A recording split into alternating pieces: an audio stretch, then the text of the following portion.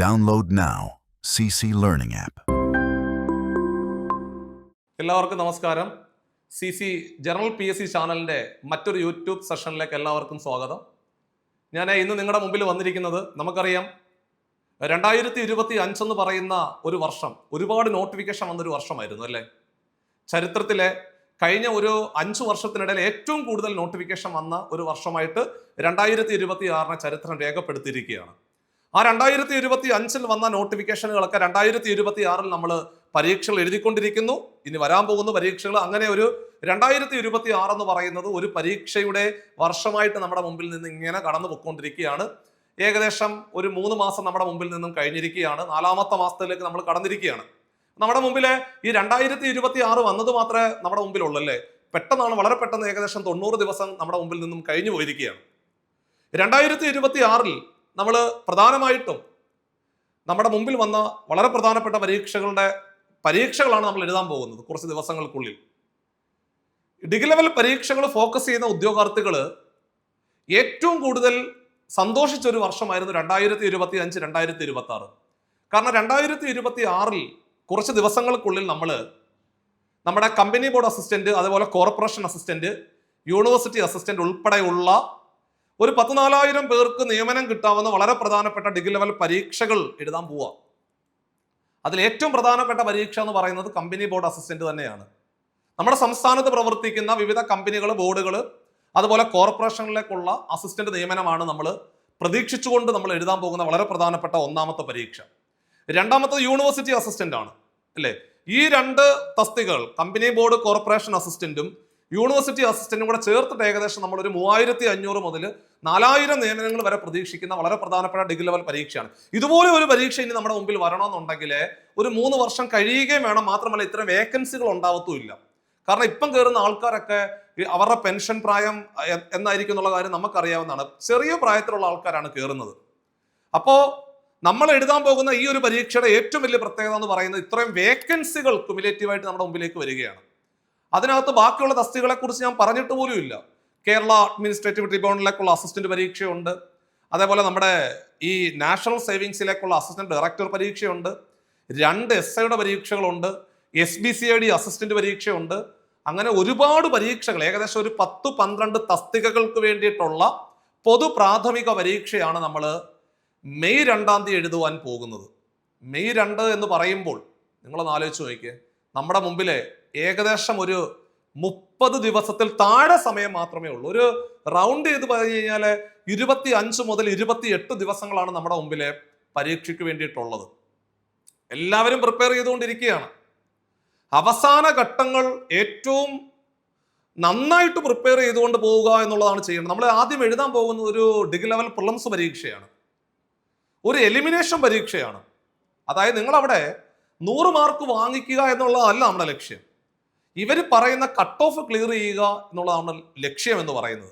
അപ്പൊ നമ്മൾ ആദ്യമേ ആലോചിക്കും, ഈ 2021 മുതൽ 2025 വരെയുള്ള വിവിധ ഡിഗ്രി ലെവൽ പ്രിലിംസ് മെയിൻസ് പരീക്ഷകൾ ഫോക്കസ് ചെയ്ത് കഴിഞ്ഞാൽ അവിടെ ഒന്നും ഒരിക്കലും ഒരു 50-ന് മുകളിലേക്ക് കട്ട് ഓഫ് പോയ ചരിത്രമേ കണ്ടിട്ടില്ല.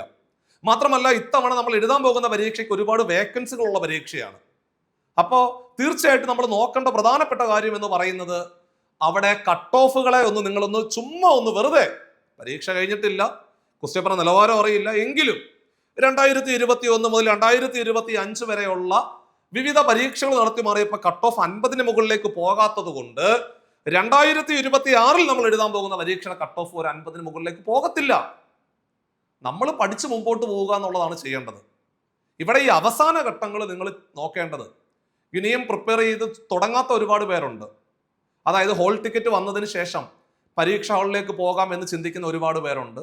അവസാന ഘട്ടങ്ങൾ എങ്ങനെ ഉഷാറാക്കാൻ പറ്റും, അതായത് വരുന്ന ചോദ്യങ്ങൾ ഏത് പാറ്റേണിലുള്ളതാണ്, അത് മാത്രം ഫോക്കസ് ചെയ്തുകൊണ്ട് പരീക്ഷ ഹാളിലേക്ക് പോയിട്ട് പിന്നീട് നമുക്ക് മെയിൻസിന്റെ പരീക്ഷയ്ക്ക് ആധികാരികമായിട്ടിരുന്ന് പഠിക്കാം എന്ന് ചിന്തിക്കുന്ന ആൾക്കാരുണ്ട്.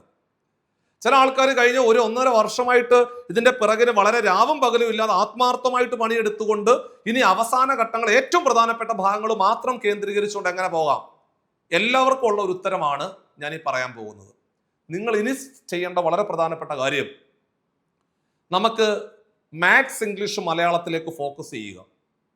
അവിടെയാണ് നിങ്ങളുടെ മാർക്ക് ഇരിക്കുന്നത്. 50 മാർക്കിന്റെ ചോദ്യങ്ങളാണ് അവിടെ വരുന്നത്. മനസ്സിലായോ? മാത്സ്, ഇംഗ്ലീഷ്, മലയാളത്തിന് വലിയ പ്രാധാന്യം കൊടുത്തുകൊണ്ട് ഇനിയുള്ള ഒരു പിടുത്തം കൂടി പിടിച്ചാൽ നമ്മുടെ കയ്യിൽ ഈ സാധനം ഇരിക്കും. ഒന്നുമില്ല. Maths, English, Malayalam, history, arts, literature, culture ഏകദേശം ഒരു 70 മാർക്കിനുള്ള സെറ്റപ്പ് ആയി കഴിഞ്ഞിരിക്കുകയാണ്. ഇത്രയും മേഖലകൾ കേന്ദ്രീകരിച്ചു കൊണ്ടുള്ള ഒരു പഠനമാണ് ഇനി നിങ്ങൾ നടത്തേണ്ടത്. അതാണ് ശ്രദ്ധിക്കേണ്ടത്. അത്രയും മേഖലകൾ കേന്ദ്രീകരിച്ചുകൊണ്ട് പഠിച്ചാൽ പോലും നിങ്ങൾക്കൊരു 50നും 55നും ഇടയിൽ, അല്ലെങ്കിൽ 55 to 60 മാർക്ക് സ്കോർ ചെയ്യാൻ പറ്റും. അപ്പൊ എല്ലാവരും 2021 മുതൽ 2025 വരെയുള്ള ചോദ്യ പേപ്പറുകൾ പരിശോധിച്ച്, ഇപ്പൊ ഞാനിപ്പോ ലൈവ് എടുക്കാൻ പോകുന്ന സമയത്ത് ഇപ്പൊ ഏറ്റവും അവസാന നിമിഷങ്ങളാണ്. അവിടെ ആധികാരികമായിട്ടുള്ള പഠനത്തിലേക്ക് നമ്മൾ വിടാറില്ല ആര്. ഞാൻ ഇപ്പൊ ഇന്ന് ഒരു ടോപ്പിക്ക് പഠിപ്പിക്കാൻ പോവാണ്, ശരാശരി. അവിടെ ഡീറ്റെയിൽഡ് ആയിട്ടുള്ള പഠനമല്ല നമ്മളിപ്പം നടത്തുന്നത്. 2021 നടന്നു പോയ ക്വസ്റ്റ്യൻ പേപ്പർ എടുക്കും. അവിടെ 2 പ്രിലിംസിന്റെ പരീക്ഷയാണ് നടന്നത്. 2022 3 പ്രിലിംസിന്റെ പരീക്ഷ. അങ്ങനെ നമ്മൾ ഘട്ടം ഘട്ടമായിട്ട് ക്വസ്റ്റ്യൻ പേപ്പറുകൾ കട്ട് ചെയ്ത് ശരാശരി 1, 2, 3 ചോദ്യങ്ങൾ മാത്രം ക്ലാസ്സിലേക്ക് പരിചയപ്പെടുത്തി അതിലെ 2021 മുതൽ 2025 വരെയുള്ള ചോദ്യങ്ങൾ പരിശോധിച്ച് അതിനകത്ത് പല ടൈപ്പ് ചോദ്യങ്ങൾ, റെപ്പറ്റീഷൻ വന്നിട്ടുള്ള ചോദ്യങ്ങളെ എടുത്തു പറഞ്ഞുകൊണ്ടുള്ള ഒരു പഠനമാണ് നമ്മൾ ഇപ്പോൾ നടത്തിക്കൊണ്ടിരിക്കുന്നത് CCയിൽ.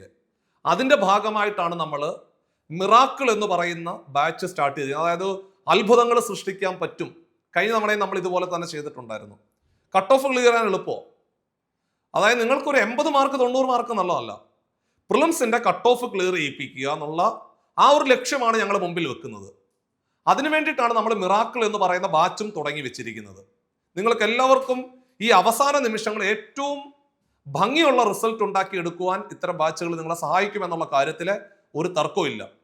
അതുകൊണ്ട് നിങ്ങൾ ചെയ്യേണ്ടത്, ഇനിയും നിങ്ങൾക്കൊരു ആശങ്കയുണ്ട്, അതായത് ഈ വരാൻ പോകുന്ന മെയ് 2-ാം തീയതിയിലെ നിങ്ങൾ എഴുതാൻ പോകുന്ന പരീക്ഷയിൽ ഒരു ആശങ്കയുണ്ടെങ്കിൽ നിങ്ങൾക്ക് തീർച്ചയായിട്ടും 8590202323 എന്ന് പറയുന്ന നമ്പറിൽ കോൺടാക്ട് ചെയ്തുകൊണ്ട് ഈ പറയുന്ന ബാച്ചുകളിലേക്ക് അഡ്മിഷൻ എടുക്കാം.